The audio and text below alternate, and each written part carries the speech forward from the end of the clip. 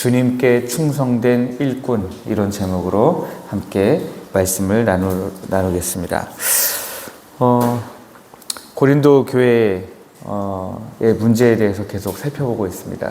고린도 교회는 이파 저파로 나뉘어져서 사람들이 서로 자랑하고 서로 인정받으려고 하고 서로 시기하고 그러면서 분쟁했습니다.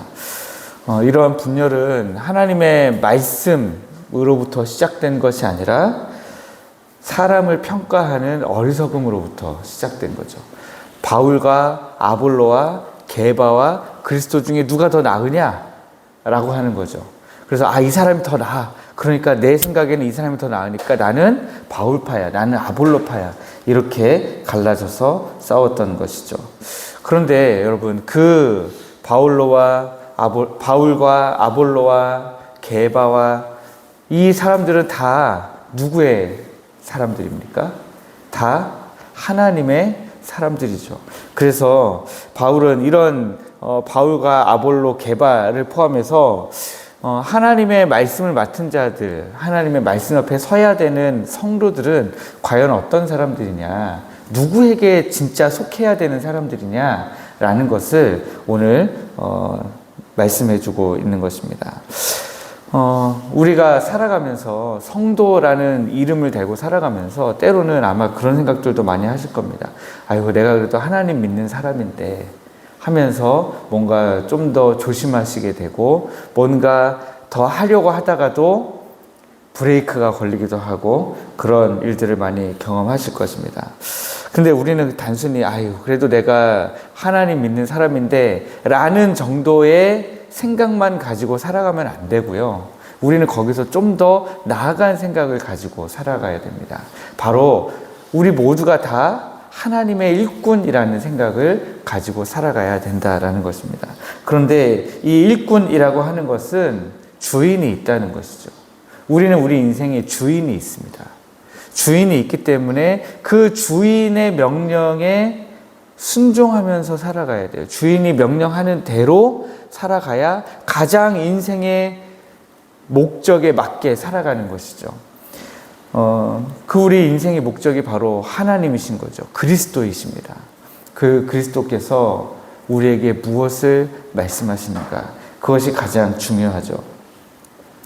우리는 우리의 생각과 우리의 뜻, 그리고 다른 사람들이 이것을 어떻게 볼 것이냐, 어떻게 인정해 줄 것이냐, 뭐라고 칭찬해 줄 것이냐, 뭐라고 비난하느냐, 그것은 사실 그렇게 중요하지 않은 겁니다. 그래서 우리는 그리스도의 일꾼이면서 동시에 또 어떤 사람들이냐면 하나님의 비밀을 맡은 자다, 그렇게 기록하고 있습니다. 이 비밀은 사람의 지혜로는 알 수 없는 것이죠. 사람의 지혜를 가지고는 알 수 없도록 감추어져 있는 은혜입니다. 그래서 하나님께서 계시하신 구원의 복음과 그 복음으로 말미암아서 한 사람을 영생으로 이끌어 가시는 우리 하나님의 구원 사역, 구원 계획, 이런 것들을 우리가 하나님의 비밀이라고 이야기합니다. 이 귀한 비밀을 맡아서 사람들에게 나누어 주는 사람을 우리가 성경에 청직이라고 그렇게 이야기합니다. 그러니까 하나님의 비밀을 맡아서 이것을 어떻게 나누어 줄 거냐 하는 것이 우리의 사명인데, 하나님의 비밀을 맡아서 나누어 주는 사람을 청직이라고 이야기하기 때문에 우리는 그리스도의 일꾼이면서 동시에 하나님의 비밀을 맡은 청지기로서의 삶을 살아가야 되는 것입니다. 그런데 그런 우리들에게 하나님이 요구하시는 것이 뭐냐? 그것이 바로 충성이라는 것입니다. 하나님의 비밀을 맡은 자들에게 요구하시는 것이 충성이에요. 이 충성이라고 하는 것은 굳이 하나님의 비밀을 맡은 자에게 요구하시는 것이 충성이라고 하는 것은 여러 가지 의미를 우리에게 보여주고 있습니다. 하나님의 비밀을 맡은 자로서, 그리스도의 일꾼으로서 그 복음을 나누는 일이 쉽지 않다는 거예요. 굳이 충성심을 발휘하지 않으면 하기가 너무 어렵다는 거죠. 비밀을 맡을 뿐만 아니라 나눠줘야 되는데 그걸 나누는 작업이 그렇게 쉽지 않다라고 하는 것입니다. 오늘날에도 그래서 보면 교회에 복음을 전하는 일꾼이 그렇게 많지가 않아요. 우리 교회는 그래도 많은 편입니다. 우리 교회 나오는 출석 성도들에 비해서 복음을 함께 전하러 나가는 분들이 생각보다 많은 편이에요. 비율로만 따지면. 큰 교회, 뭐 한 1000명 정도 되는 교회 가도요, 복음 전하러 갑시다 하면 우리 교회만큼 나와요. 그러니까 복음을 전하는 것이 쉽지 않다라고 하는 것입니다. 그런데 이 충성하는 사람들은요, 다른 사람들의 시선과 다른 사람들이 하는 말과 이런 것에 휘둘리지 않습니다. 왜냐하면 내가 충성을 바치는 그분이 뭐라고 하시는지가 중요하기 때문에 그래요. 그래서 다른 사람들이 나를 비난하고 나에게 투정하고 나를 인정하지 않고 혹은 나를 너무 지나치게 칭찬한다거나 이런 모든 것들에서 굉장히 자유로운 것을 볼 수 있습니다. 남들이 나를 칭찬하거나 말거나 나에게 다른 말을 하거나 말거나, 왜냐하면 그 모든 것이 마지막 날에 나타나기 때문입니다. 마지막 날에 하나님께서 그 뜻을 나타내실 때에 충성되게 그 길을 걸어온 사람은 하나님이 칭찬하신다는 거예요.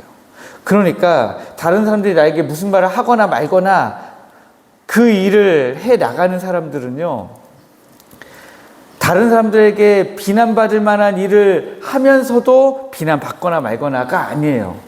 내가 하나님께 충성을 바치고 그리스도의 일꾼으로서 하나님의 비밀을 맡은 자로서 충성되이 나아가는데, 어떤 사람들은 시기하고 질투할 거잖아요.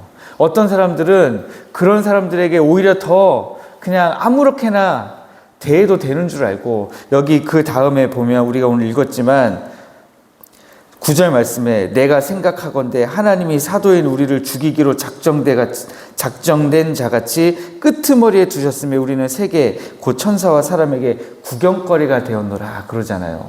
바울 같은 사람도요, 하나님이 나를 진짜 죽이려고 하시는가? 나를 왜 이렇게 끝까지 몰아붙이시는 거지? 라고 생각하면서 세계 곧 천사와 모든 사람들에게 구경거리가 된 것 같은 느낌을 받으면서 그렇게 살아가면서도 어디에다가 소망을 두고 있는 겁니까? 마지막 날에 하나님이 자기의 뜻을 나타내실 그날에 내가 하나님으로부터 칭찬받겠지라는 것이 소망이라는 거예요. 여러분, 우리가 하나님 앞에 충성할 때 그리스도의 일꾼으로서 하나님의 비밀을 맡은 청지기로서 충성할 때에 하나님으로부터 여러분들에게 합당한 칭찬이 있을 줄 믿습니다. 그게 우리의 소망이죠. 이 땅을 살아가면서 이게 우리의 유일한 소망입니다. 우리의 삶은 주님께서 맡기신 사명에 신실하게 임하는 충성된 일꾼이어야 됩니다. 세상의 헛된 기준이나 사람의 시선에 흔들리지 않고 오직 주님 다시 오시는 그날에 잘하였도다 착하고 충성된 종아 칭찬받는 우리 모든 성도님들 되시기를 주님의 이름으로 축복합니다. 오늘 말씀을 붙들고 이제 이렇게 함께 기도하기를 원합니다. 하나님, 우리가 그리스도의 일꾼이요 하나님의 비밀을 맡은 자임을 기억하고 삶의 우리의 모든 자리에서 신실하게 충성되게 살아가며 순종하게 하여 주옵소서. 하나님, 우리 교회 모든 성도가 각자의 삶의 자리에서 하나님의 충성된 일꾼으로 살아가며 주님의 영광을 드러내게 하여 주옵소서. 우리가 이렇게 오늘 이 아침에 이 말씀을 붙들고 기도하시기를 원합니다.